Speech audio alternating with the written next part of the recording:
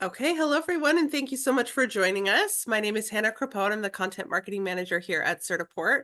We're happy to have everyone joining us for our second Certified Academy Business webinar of 2024. Feel free to drop into the chat. Let us know where you're joining us from, what courses you teach, and what you're hoping to learn from our session today. This session has been previously recorded, so we'll receive a link to the full recording for all of our attendees after the presentation has wrapped. But everyone, of course, is currently on mute, so if you have questions that you want to address with our team, feel free to drop into the chat or the Q&A feature, and we'll make sure to address those after the recording has finished. This session is being sponsored by our Communication Skills for Business certification program. The CSB certifications give learners proof that they understand good communication and have the skills needed to be effective and efficient in their jobs. Now, for those interested in learning more about the CSB certification, I'll make sure to drop the link to that in our chat window in just a moment. And today we'll be talking about embedding communication teaching into your curriculum, and we'll be learning from three incredible educators. So let me go ahead actually and stop sharing so that we can see them. And we'll go ahead and just do a round robin of introductions. So Jennifer, we'll go ahead and start with you.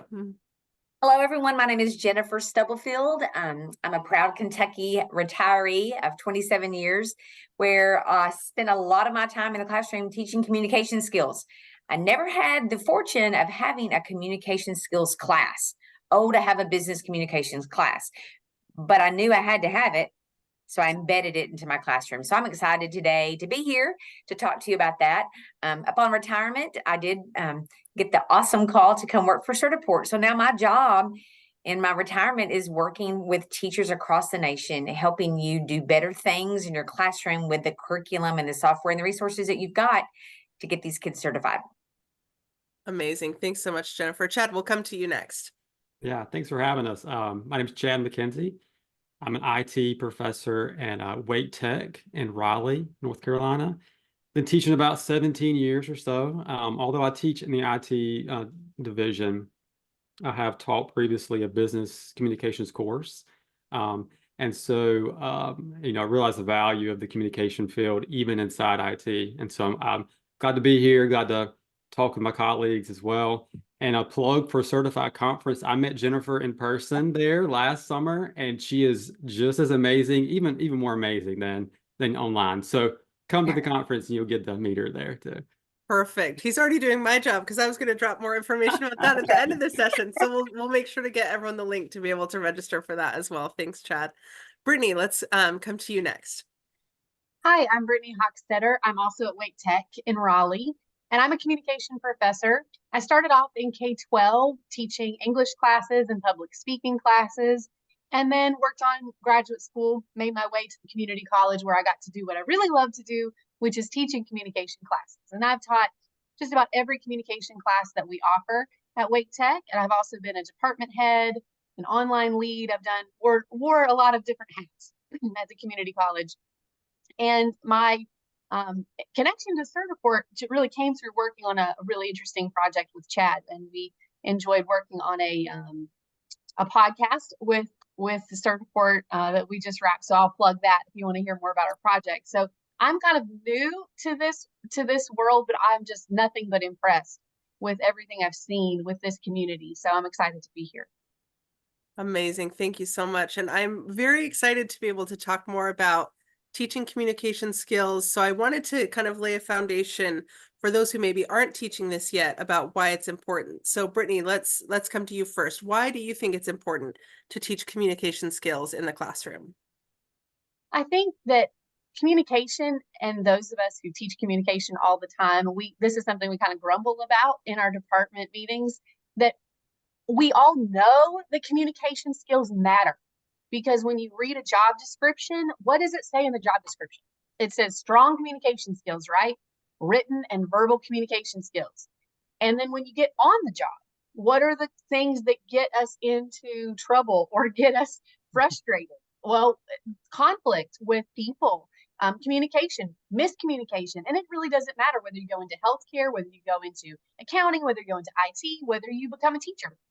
Communication is that thing that trips you up. And that's true in our personal life too. When we have a conflict with a sister or a roommate or a boyfriend, girlfriend, it's communication that really matters in our lives. So this is a subject that is a real world subject and something that we would like to see K-12, university, community college, teach it everywhere, anywhere. But it often doesn't get its due when it comes down to actual diplomas and degrees and certificates. It really needs to be, and I think it's starting to get its due. But if you talk to employers, that's what they want. Recent LinkedIn data from 2018 said that the biggest unfulfilled need of American businesses right now is teaching communication skills. And we see this headline after headline. We've got to teach communication skills. And I think that those of us who are certainly in the Certiport community where certificates is kind of what we do, we understand that we have to meet the need of the employers because we're trying to get students connected to jobs and to success in the future. I love that. And I think that you touched on a really important point, that it doesn't matter what industry you're going into or coming from, that communication skill or communication skill set, I should say, is so important. So I wanted to talk to you, Chad. Why do you think for your students in IT, communication skills are important? Yeah, and very similar response. We've heard from our advisory boards and our local employers for years. The soft skills, those communication, those interpersonal skills were lacking. And so we've been trying to, rack our brains on it. How do we do that? How do we integrate it? How do we talk about it? And the project I've done with Brittany kind of helped with that. But yeah, those worlds are merging, right? And they're not siloed like we've always thought. And I just shared a recent article with my colleagues and my students about, you want a tech job in 2024, you master liberal arts and communication, which is kind of crazy, right? It's like, wait, why do we need that? And so the questioning, the creativity, the innovation, how to write narratives, how to understand nuance, like those things are important in the IT world. And so, yeah, super important. I love the touting of the liberal arts coming from a guy who teaches IT. I think that Yeah. just speaks to the importance of this, right? It's totally different fields from what we have traditionally thought of, but they're coming together a lot more these days. Hannah, Jennifer, from I a K-12 classroom, yeah, let's I want to tell hear you your a story thoughts. though, Chad. Listen to this story. It was about I don't know, probably 2012. I don't know. I was in Atlanta at a conference and I decided to go to this session. It was on this new thing coming out and it was called Bluetooth. And I remember thinking, Bluetooth. And I remember because a business teacher, tech teacher. So I went to this session. I'll never forget. The lady comes in, and I really didn't pay attention to who she was, but halfway through the thing, she stood up. Somebody discussed something about some of the IT people. They would come in to help, but they couldn't communicate really what they could fix it, and they would just say, "Get out of the way," and blah, blah, blah, blah, blah, and fix it and walk out. But they weren't communicating what had happened so that we could fix it. So the lady stood up, and she looked important, but she said, "Yes, I'd like to say that Bill specifically asked me to emphasize at this conference that we need to teach the tech's communication skills," and blah, blah, blah. And she sat down a few minutes later, and I leaned over to the lady beside me. I said, "Who's Bill?" She goes, "Bill Gates, Bill Gates." So it was someone from Bill Gates' office that was at that conference specifically saying, we can't just have really smart tech people who can fix things. They have to be able to communicate to their clients, their customers. I'll never forget that. And that was a hot minute ago. To your point, Chad, those worlds are merging, and hopefully we're fixing some of that. So anyway, there's my funny story on Bill. We'll come back to Bill hopefully a little bit later. I'm sure he's going to come up again. Yeah. I do want to give just Chad and Brittany a chance to talk about digital emotional intelligence, which we talked about in the podcast episode that Brittany mentioned, and the project that you guys have been working on at Wake Tech. So let's talk about, how does communication connect with that digital emotional intelligence that you guys have been working on in North Carolina? Who should you go to first for this? Let's start with you, Brittany. Let's go for it. So communication in the subject of it really connects very well with emotional intelligence, because in order to, so what does communication mean? If you go back to the whole concept of communication, the word comes from the Latin, which stands for this concept of making common or finding common ground. So that's what communication means, is how do you as a person connect to another person by finding common ground? And I like to emphasize that when I teach communication. Emotional intelligence is about sensing your emotions and somebody else's emotions and the emotions in the room and build common ground with that information. But we're in a digital age. So much of doing that is taking place through these mediated devices. It's taking place on Teams, Google Meet, it's taking place on Zoom. And we have to, that's a different thing. I can't do what I was doing previously to be emotionally intelligent in these new spaces the same way. And it requires even more of us. You know, do I respond with an emoji, with a reaction? Did my response come off a certain way in a tone? Because I can't add my voice to it. There's what do I do with my eyes in a meeting? You know, what do I do? Do I put my camera on? Do I not? There's a lot, and there's so much to cover. How do you teach students when it feels like we're still learning it? So our project really tried to just start this process of taking some tech students and some communication students and putting them into a collaborative space and starting to address the need for digital emotional intelligence. And I'll let Chad kind of talk about what that actually looked like.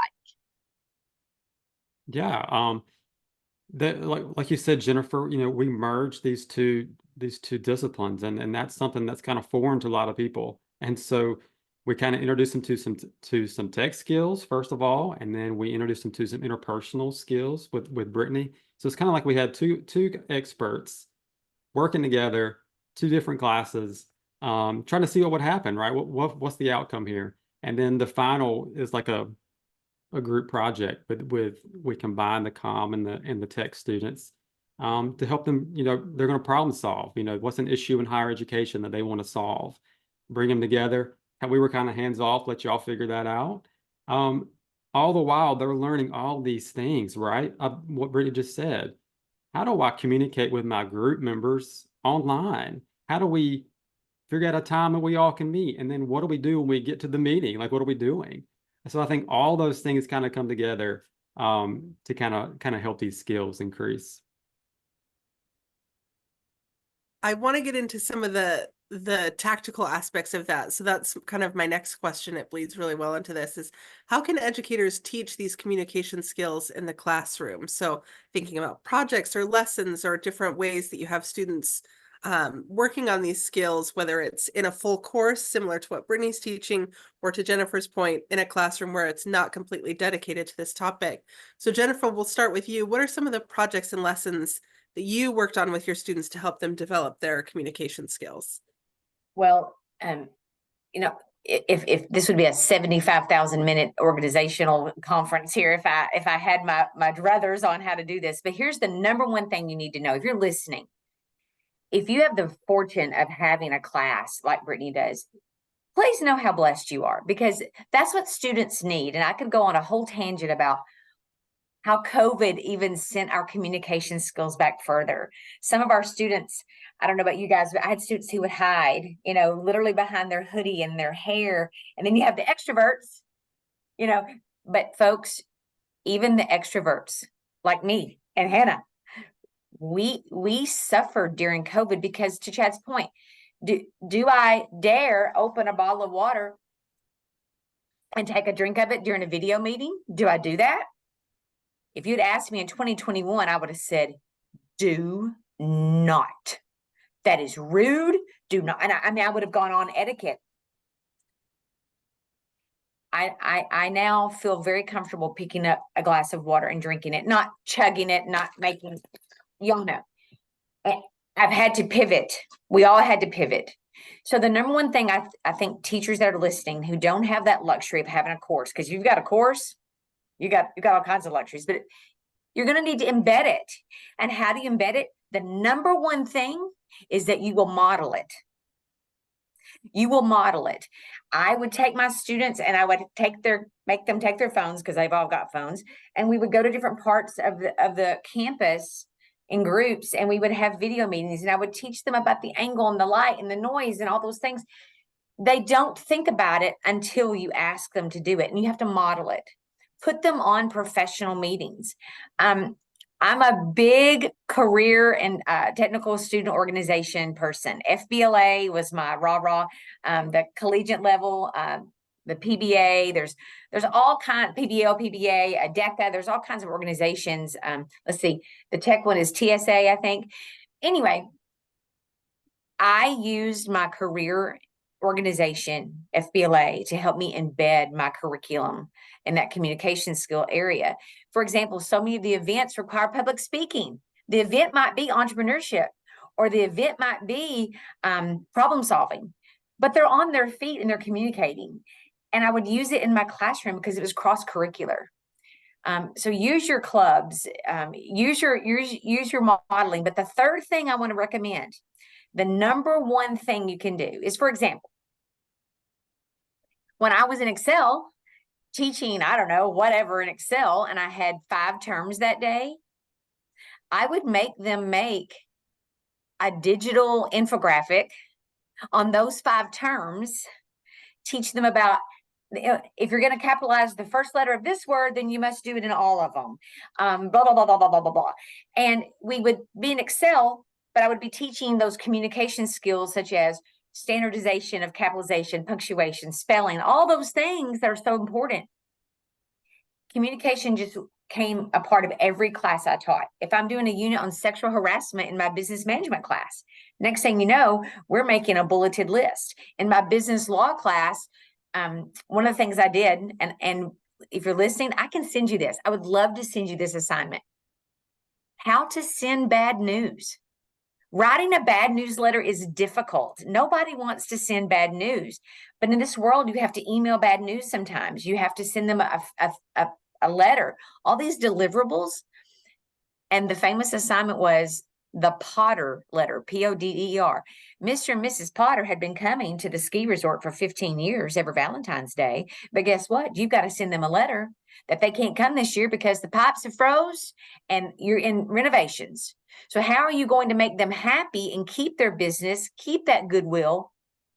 My students hated that assignment because you know what it made them do?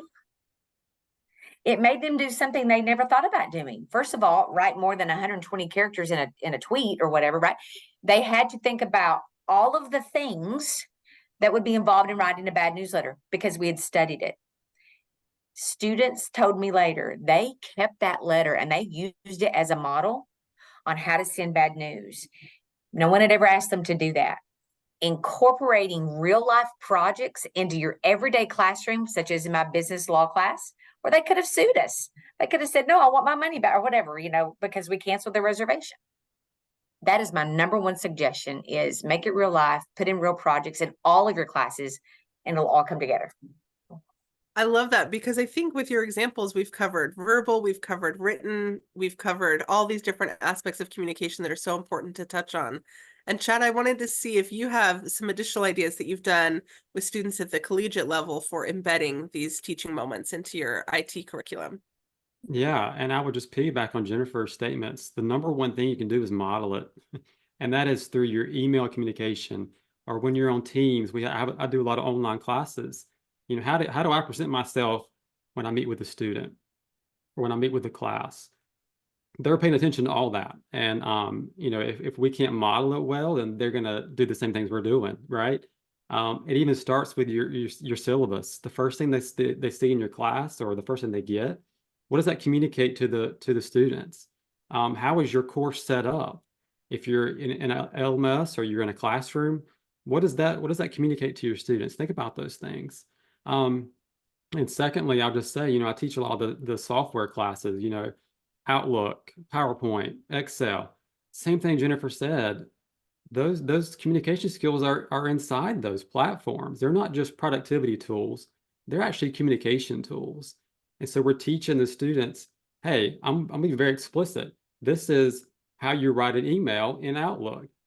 This is how you're going to set up your Word document. Those are all communication skills. And I also teach an intro data analytics course, and it is all about communication. And I just reinforce, hey, this is telling a story with numbers. And if you can't do that, you're not going to persuade people to make decisions. And that is the key. I love that idea that it's not just about the numbers, right? Even when we're getting down to Excel, data analytics, all of that stuff, it's all about how we use those numbers, that information to be able to persuade, help people make decisions, kind of move forward within the business or the project or team they're working on. Brittany, you are the one that Jennifer says is so lucky, so blessed to have your own communication course, which is amazing. What are some of the projects and lessons that you use with your students to help them develop these communication skills? I have a lot of good examples and have a lot of bad examples of things that I thought were going to be great and then turned out to be terrible. When you've taught communication for 15 years, you have seen it all and you've tried it all. But broad picture, I mean, Jennifer and Chad have hit on some fantastic things. I'm more of an extrovert like Jennifer. And so sometimes my approach to how I should teach communication, especially when I was a younger teacher, is different than how I would do it now as an older teacher. And so I think I've tried to use my own emotional intelligence to kind of understand who I'm teaching. And I think that would be something I would encourage listeners to do, is try as best you can, unless you're teaching an online class and that makes it a little more difficult, but try to figure out who you're teaching and what are their needs. And you can't tailor everything about your class to that, but when you are able to make some small tailor choices and design choices around those needs, I think that you'll find that you'll have greater success. When I had a public speaking class that was primarily more introverts than extroverts, I had to teach that class very differently because their struggles in communication are going to be different than when I had heavy extroverts. And so you have to kind of figure out, who do I have in front of me? And then likewise, if you get some strong personalities in one class, you have to say, okay, we're not doing that. But a couple of my favorite things to do over the years, one of my favorite things to do was obviously group work and putting them in small groups to just discuss things or do things. I like to mix my students with different ones as much as possible because they like to settle. Like, even if you don't give them a seating chart, they're going to make their own seating chart, right? Like, we know this because this is human nature. They're going to settle into their groups or the people they're comfortable with. And so I like to say, okay, I'm going to give you all a number, I'm going to give you all a letter, I'm going to mix you in different groups just for this discussion question or just for this short assignment, because they need to learn to work with different people who are diverse and who think differently than they think, even if it's just for a few minutes. And they're going to feel that discomfort, but they've got to push through that discomfort to get to an end goal. And so I did that a lot. I would do that a lot in a seated class. And they didn't like it in the beginning, but they learned every single class, she's going to put me with some people. And then I'm going to get to go back to my safe little corner. But I got pushed out of my comfort zone, and I didn't go 0 to 60 on it. I kind of warmed them up to it, but they did have to mix. I did something called on the ground surveys a couple of times during the semester where I would put them in small groups, usually about 2 or 3. I'd send them out on campus and they would have to design a survey of 2 or 3 questions that had to do with our content. And they'd have to ask complete strangers these questions and come up with a poll and then analyze the data and share it with the class. And you could do this with any subject you have, any content you have, whether it's, I would ask questions about culture when we got to the culture section, about how different cultures celebrate different holidays or how they approach money or how they approach different scenarios like that.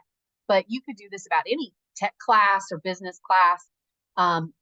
That made them feel like, oh, I've got to go out into the real world and ask people I don't know questions. That really pushed them out. Another thing that I always did was I took one chapter towards the end of the semester, and this was like the chapter that the students were responsible for teaching me. So I would give 2 or 3 pages to this group, 2 or 3 pages to this group, 2 or 3 pages to this group. They had to have visuals. They had to have a handout. They had to come and look. I didn't require suit and tie, but I asked, I encouraged them to look professional. And they came and they taught the rest of the class those pages, because that's really the highest level of teaching, is when they can teach it back to us, right? And that required a lot of prep work, but it's not a highly complex or innovative idea, but it's one that they really enjoyed. And I had crazy things, like some students would bake cookies for the class, and some would bring candy, and some would bring pizza, and some would play games, play Jeopardy or something like that for review games. But it showed them that they were responsible for their own learning and they had agency. It also showed them that they needed to make a professional presentation, but they weren't giving a solo speech. They could lean on each other. And I also told them the show must go on. You know, if you're in a professional setting and somebody doesn't show up for your presentation, the show must go on. So I told them from the beginning, if one of your group members is out, you're still going. Figure it out. Have a plan B. And they did. They figured it out. So those are just some of the things that I did. But I think what Jennifer and Chad said about modeling it and letting them know what the expectations are in communication etiquette are very important all the way through. I like that we've gotten so many kind of tactical ideas, the good and the bad. You know, I really appreciate that you guys are all really honest about some of this stuff works, some of it doesn't, but also to Brittany's point, there's some stuff that works that they're not necessarily going to enjoy. There's some stuff that you kind of have to push them out of their comfort zone to be able to do, to help stretch them and to gain these new skills. So this isn't something that we discussed beforehand, but it's kind of been on my mind as we've been chatting here, is what are some of the skills that we see students struggling with, right, as far as communication goes? And how can we kind of push them out of that comfort zone? So Brittany, since you kind of introduced this topic, if it's okay, I thought we'd come to you first. Where have you seen the gaps with your students' communication skills in the classroom, and how have you moved them along, helped them gain the skills to fill those? I think that teaching communication, I've always seen them struggle with anxiety. But primarily when I started teaching, I saw them anxious about giving presentations and speeches. Whereas now I see them anxious to work in groups. And I see a lot more, oh, you've got a group project? I would like to work alone, please. Could I just skip that and work alone? And I'll start to get those requests. And I'm like, well, it's day one of the group project. Like, it's interesting that you say you have not been able to work well with your group when it is the first 24 hours of that assignment, you know? And maybe they have, maybe it's been a train wreck in the first day, but, you know, I'll kind of push back and I'll say, have you actually used some of the conflict skills and some of the self-advocacy skills and the iMessages, some of the things we talked about in talking with your group about some of the conflicts you're talking about? And they're like, no response. Yeah. You know, so I'll just kind of push back and say, okay, why don't you come back and talk to me in 2 days and we'll see if it's been ironed out. And then usually it's been ironed out. But I think they're nervous to rely on each other, nervous to trust each other. And do you find then, I'm going to ask kind of a follow-up, do you find then that most of the time the skills that you're teaching them, once they model those and use those, that they're able to push past kind of that tough initial group dynamic, or how is it kind of played out? It's usually one or the other. Mm. And Yeah. usually sometimes I will get feedback like, the group project was the most fantastic thing I've ever experienced. I had no idea I could make actual friends in a group project. And I loved it, and wow. Or I will get, why would you put a group project in a communication class? Like, that was the worst decision. And I don't know why somebody who's taught for this long would put a group project in a communication class. And I'm like, I don't know.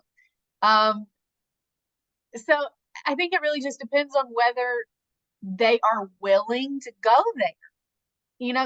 There has to be a willingness to go there. They have to see, I have to make the case to them that your future, and usually I try to make this case in the first week, unless you are a genius computer programmer who can sit in a dark room all day alone, and there's even very few of those left who can work completely alone.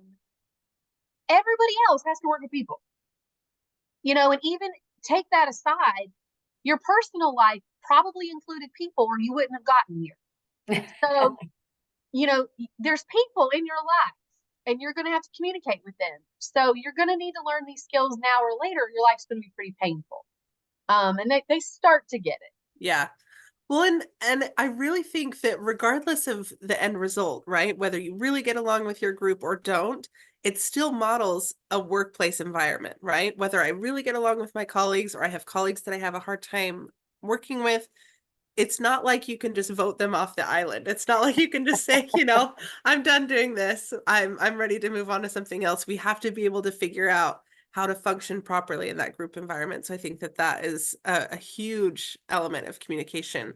Chad, have you seen similar gaps in your IT classroom, or are you seeing something different? What are some of the students struggling with as far as communication skills? Yeah, very similar. And let me just point out, I'm on this call with 3 extroverts and I'm very introverted. And so remember that, right? And so that's my mindset even going into the classroom, is that that's my personality. And so I have a lot of students who are very similar. And so we both, me and the students, have to work towards those extroverted things. And one of the things that I love to do is we have like I teach PowerPoint. They need to practice those presentations. They're going to have to do some sort of presentation at some point in their life, right? Either interview or whatever. And there's a really cool trick for my introverts, even my extroverts. Y'all can do this too. In PowerPoint, there's a feature called Rehearse with Coach, and it is you and the computer, and that's it. Nobody's watching you. It's just that, and it'll even track your body language. And so I tell my students, hey, go practice. And this is just you and the computer. It will track your eyes. It will track your tone and your pitch, your clarity, those filler words. When we say a lot, it'll track that. It'll say if you're too close to the screen or you're too far away. All those things you can practice. And I tell them, hey, do this. And you can do it on your own and you can keep practicing, because that's one of those skills. If you do have an interview or you do have something that you have to do online, this is a great way to do it in the comfort of your own home, without me standing over your shoulder, without your students, your other colleagues watching you, that sort of thing. So it's a great tool that I love to share with the students. So That's fabulous. I haven't heard of that one, so I'm excited to check that one out. Yes. Jennifer. Yes. Say that again, Chad. Tell us what it is, because I had not either. Practice with coach. Rehearse with coach. Rehearse with coach. Everybody that's listening, write that down, because I have, and I will be looking at that. Fantastic. Jennifer, any thoughts from you from a K-12 setting? Where are you seeing students kind of struggling with communication skills? Well, let's just get started with eye contact. Look me in the eye. My daddy always said you can tell a lot by a man by whether or not they're going to look you in the eye. This hiding behind the screen and hiding in a room like this, and all those things that we've done since the COVID era. We've got to teach our students to sit up straight, shoulders back, walk into a room like you are supposed to be there, and look people in the eye. Secondly, it is a pet peeve of mine that will never go away. I know that professional dress isn't what it was prior to COVID. I understand that. If you would like to know right now, I have on a professional top and then I have on sweatpants. Because, that's our new world. Chad, am I right? Come on, I'm right. Folks, I'm wearing the same thing, Jennifer. See, there you go. Folks, we have got to teach our students to draw the line, because they will walk into a meeting, a real life NRL, in real life meeting, looking like they're behind the Zoom camera. It is a problem because there are wonderful students who may have excellent oral communication skills. They may be wonderful typing deliverables. But when they walk into the first impressions of a job interview or even a video interview, and they don't put their best foot forward, the University of Alabama, no, I'll think of it in a second. It's in Athens. I think it's University of Auburn. I can't remember. One of the universities. I have a friend who works there in the HR department. And you know what she told me? She said some of their best and their brightest will come into the Career Center and say, I've Zoom called for all these meetings, but I don't get called back. And they said, well, let's think about it. And, it'll come down to, they will record just like we are right now. And behind them will be an unmade bed in their dorm room. Or they will have the interview in their car. There are so many gaps in these little things that have become commonplace with the advent of all the technology we have with our phones.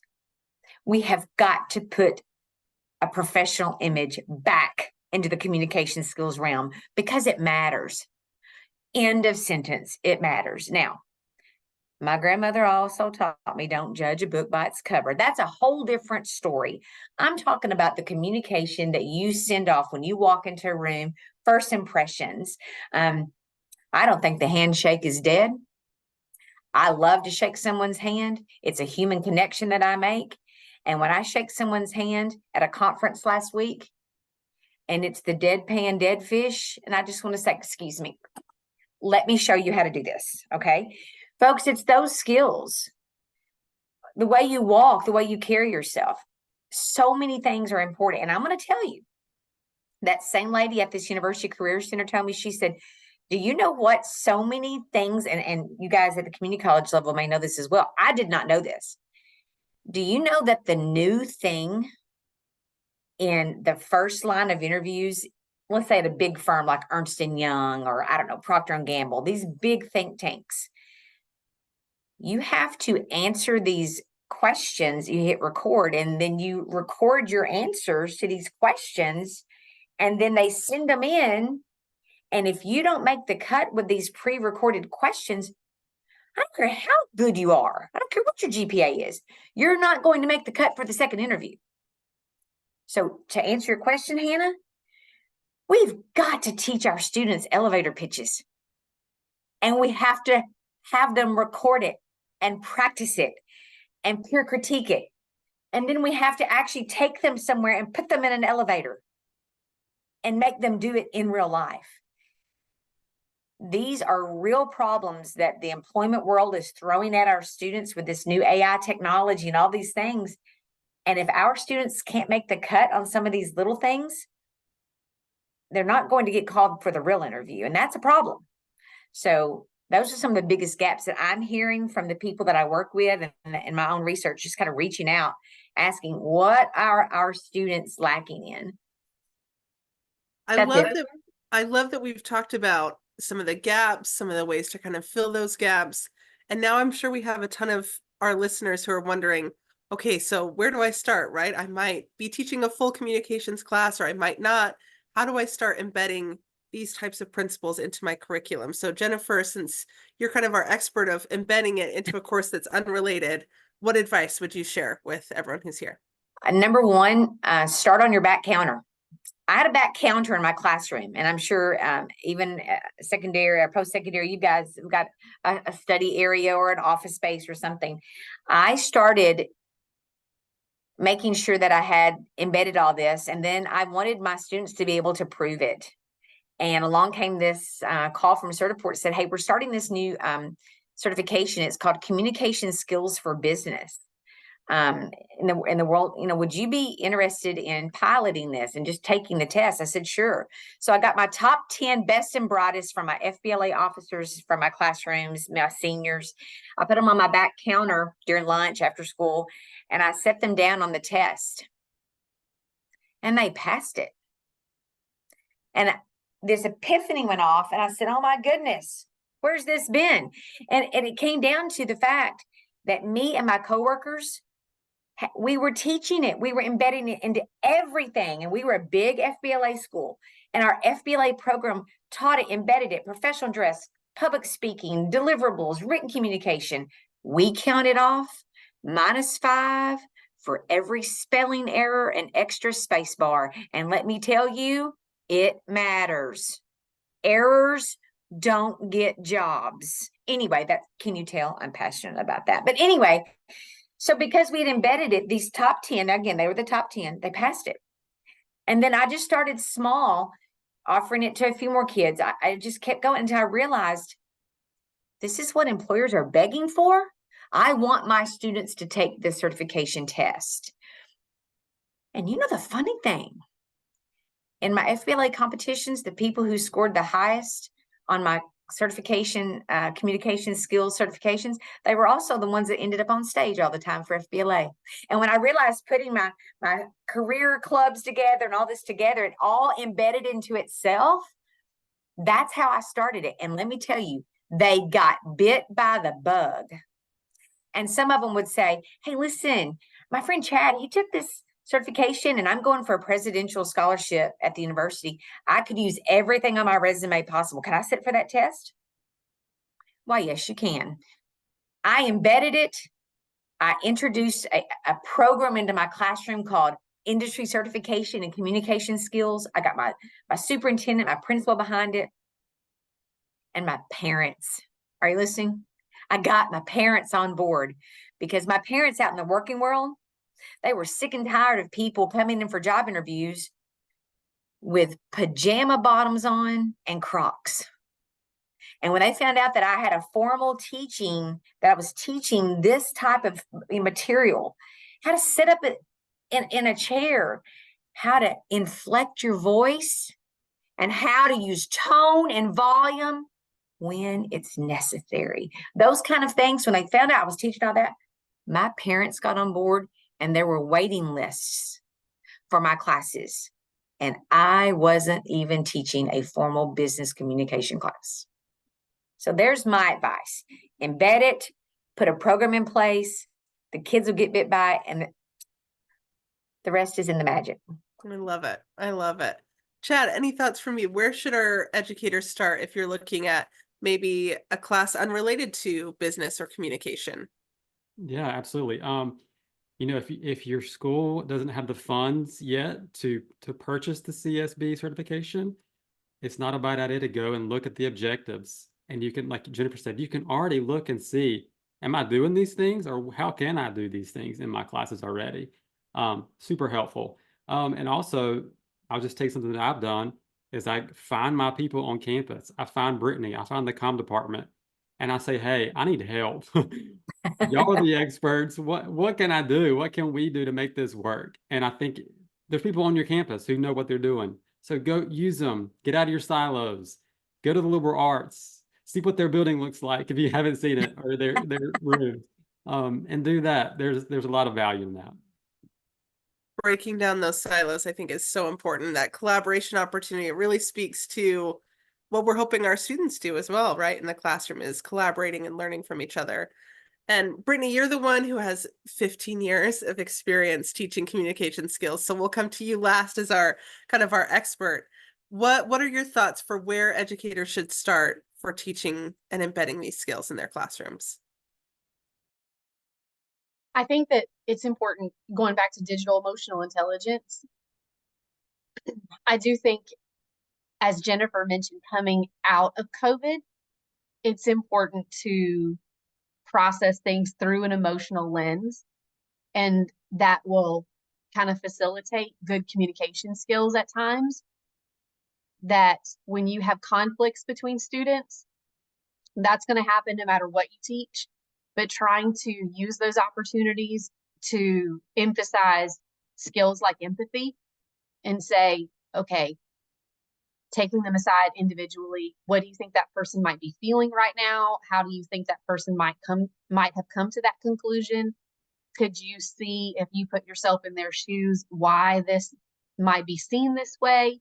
And trying to help them foster those perspective taking skills that is really good, valuable time that we can spend with our students, especially in an age where human skills are so needed and valued. In the age of artificial intelligence, human intelligence is becoming our most needed thing, no matter what we teach, and that is communication. So when we have conflicts between students or conflicts between ourselves and students, trying to help them to see, well, do you see from my perspective where I may not have understood that that's what you needed from me? Or can you understand from your email why I didn't understand that that's what you wanted? And trying to just reframe things so they can see things from different angles. I think when we can take time to emphasize empathy and perspective taking, that's just one little thing. Using good emotional vocabulary is time well spent.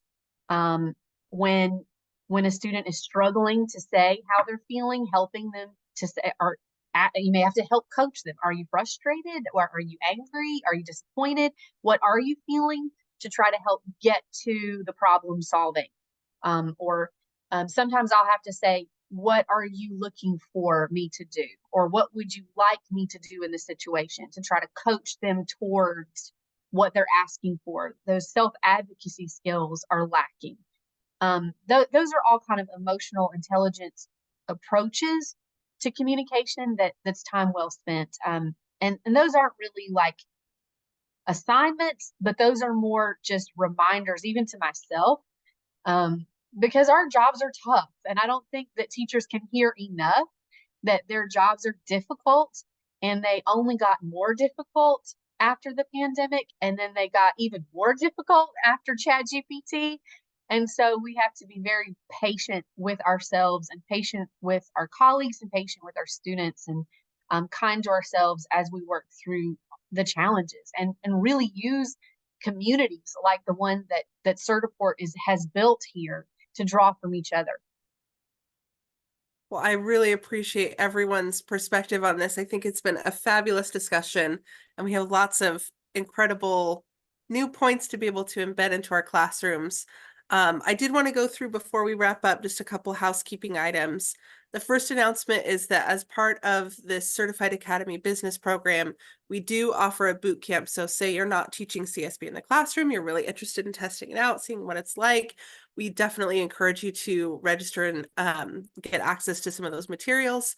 So if you're interested but haven't registered for the boot camp yet, you can email us at certifiedacademy@pearson.com, and we'll read more about that also on our blog. So I can drop the link to the chat for you to learn a little bit more about that here shortly.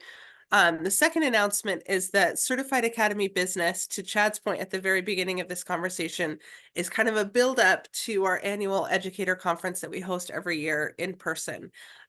This year it'll be happening in Orlando, Florida, June 17th through the 19th.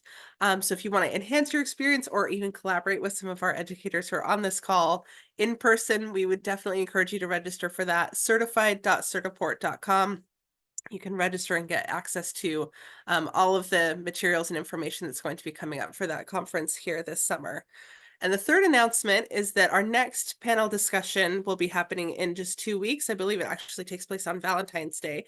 We're going to be talking about teaching entrepreneurship across career clusters. So one of the things that we've noticed, of course, is that these soft skills that we're talking about, communication, self-advocacy, being able to be creative, all of those types of things are in demand across different careers. So we're going to be talking a little bit more about entrepreneurship across those career clusters in our next session.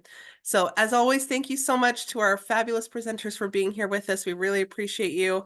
And thank you so much for spending your time. Bye, everybody. Thank Thank you. you.